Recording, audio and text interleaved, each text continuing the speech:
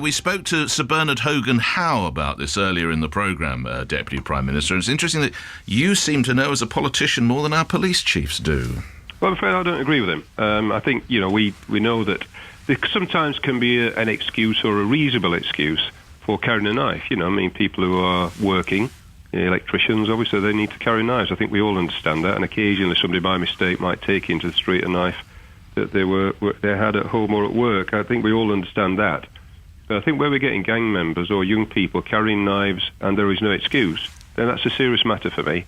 And I'm afraid knives generally do one thing, which is they either wound people, and if they wound people, they might kill them.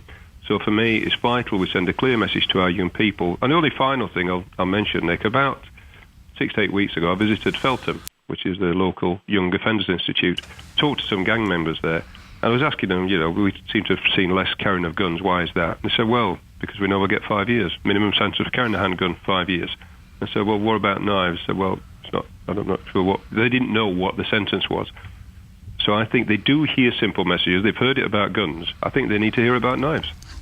Deputy Prime Minister, that was what's known as Britain's top cop, Sir Bernard Hogan-Howe. No, listen, I've got a great deal of respect for Bernard Hogan. I fundamentally disagree with him. Actually, what he said... He's the Chief Police Officer. Well, surely he knows better than a politician, Mr. Clegg. Look, to be fair, the police, quite understandably, often say that they want new powers in the statute book, and often Parliament and politicians say, now, hang on a minute, we don't just constantly put new offences on the statute, but without considering the knock-on effect on the prison population, on rates of reoffending. Now, Bernard Hogan-Howe, for instance, said, well, of course, sometimes people might kind of wander out of their home with a knife on them and not really remember it, and they've done it innocently. The point is, under this arrangement, that person would end up in prison because there are no extenuating circumstances. It's really important to remember this. I'm saying put people in prison who should be in prison, right? It's worked with guns, is what Sir Bernard would say. But all I'm saying is that under all circumstances, no exceptions, no discretion, no allowance exactly for the circumstances that Bernard Hogan-Howe has just mentioned. In other words, someone has got a knife on their possession, they have no intention of doing anything with it,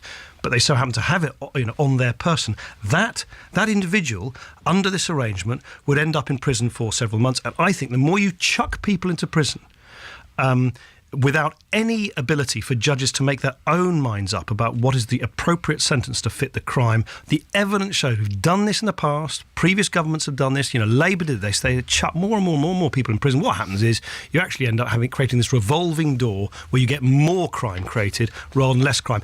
All my political life, I know it's difficult because I know people just want to think there's some instant solution for every single crime under the sun. But all my life, I've always believed that the best way to deal with crime, and by the way, crime is now at its lowest level under our government than it's been since records began. It's better to be smart on crime than sound tough, but actually end up doing things which help increase crime. Just lastly on this, but it worked with guns. I have to stress that point that we just heard from the Commissioner. He says it's worked with guns. Why would it not work with knives? Listen, guns, you shouldn't...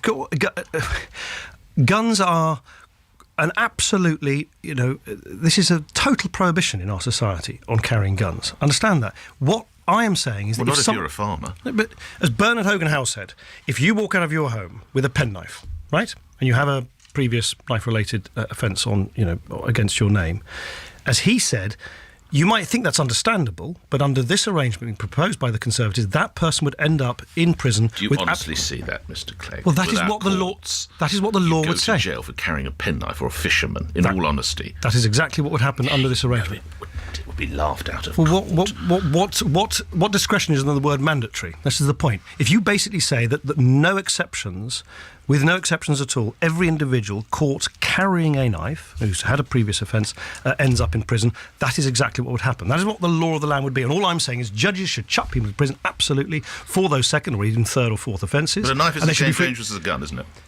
Of course it can be, and that's one of the reasons why we've introduced new offences, something I actively supported, that if you use a knife in a threatening way in a school or a public place, you should expect to get a very, very serious punishment. That wasn't the law before. It has been because of the changes we've introduced.